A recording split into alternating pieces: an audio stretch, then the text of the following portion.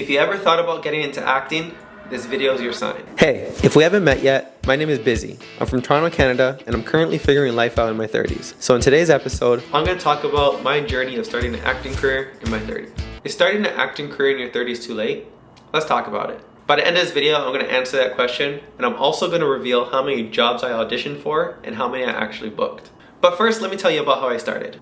So acting was not something on my career path, but a friend of mine actually presented the opportunity to me. Shout out to that friend, by the way. And not to sound all woohoo and stuff, my intuition literally had like a moment of like excitement and fear, and I knew that was a good thing. Fear because I know nothing about this career, and excitement because I know nothing about this career. So yeah, the first step was getting the agent. The name of the agency is called DaCosta Talent here in Toronto, Canada. But that's just like a small piece of the battle. The real challenges came when I started doing auditions. So two styles of auditioning that I learned about was the self-tape audition and the in-person auditions. Self-tapes was a whole new ballgame. I like it because I'm at home, I get to do as many takes as I want, but that's also the downside because I can spend so much time on the littlest detail. I also like it because it saves me time from traveling to multiple auditions in a day. In-person auditions for acting, not gonna lie, very first ones, I was super nervous. Now that I got into a groove of doing them, I'm more comfortable walking into an audition room because my mind's not wrapped on, oh, I need to get this job. To me, it's like,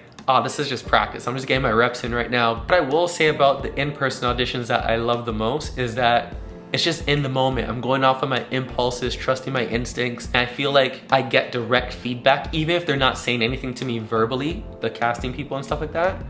There's an energy in the room. But I want to talk about some of the auditions and jobs I got that I feel were tipping points for me personally and being like my first. So the very first job that I booked was for a Lay's commercial, specifically Doritos. So the audition, I remember I had to dance and I also had to cheer as if I was with my friends and we're in a bar and we're cheering for our soccer team like they just scored. So whatever, I did it. I didn't think anything of it. I sent it in, my agent gave me a call. I got my first job. Now for the shoot, it was actually down the street from my house, so it wasn't that far. But I remember walking into the set and I remember just being so shy and nervous and sitting down there just wondering, am I gonna do a good job? All of that fear and nerves and stuff went away once the production came and told us what we're doing. And even though I was on set for, I think, it was like a 10-hour day, but you see me with my toque on for like a millisecond.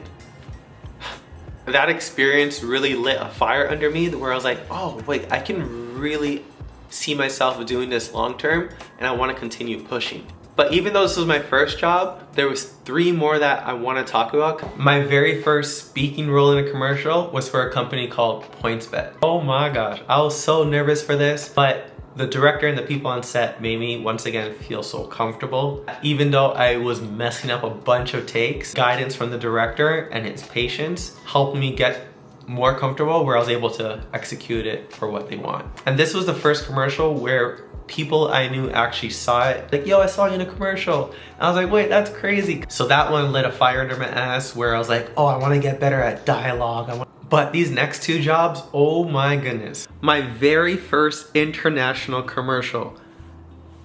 At this point, I'm like, yo, I made it. Will Smith, watch out. This one was in Spain. I remember working so hard on the audition. And it was a role to play a dad who's like a superhero, getting his kids ready in the morning for school. When I got the message from my agent saying, yo, you booked the Spain job, I was like, are you serious? Like, and it's for Bank of America. But not only was this my first international gig, it was the first time I got to be attached to a harness, so I felt like an action hero. That experience was amazing, but this very last commercial I'm gonna talk about, yo. My first ever rapping commercial. Like, what? It was for a company called Glidden, which is a paint company. This was my first time not only rapping, but having a multiple day shoot. And I was with other actors, and I remember just going to the rehearsals, learning the dance while rapping, and we're finding how to still keep a character with the rapping and the movement. It was just such a great experience. And it just, once again, lit that fire under my ass where I'm like, I just want to learn more and do more of this. And also on that set, the actors, we had so much downtime in between. They were so welcoming as far as giving me knowledge about the craft, because a lot of them been doing it for like 5 years plus and things like that. They went to school for acting, all these things, and they were just sharing all these nuggets with me. So now currently I'm just trying to learn as many skills as possible, because I feel like that could be added to the craft. I never know what's going to be useful, but I want to learn everything I can, whether it's piano or new dance style or taking classes to learn improv stuff. Yes, I do want to be on a Netflix movie or a TV show, a Disney Plus TV show and things like that. But my goal ultimately and truly, I just want to get really good at the craft. Why am I saying this? Because to answer the question, if starting an acting career in your 30s is too late, I personally think it's the best time to start. I didn't have the same level of awareness of myself. I'm still learning about myself.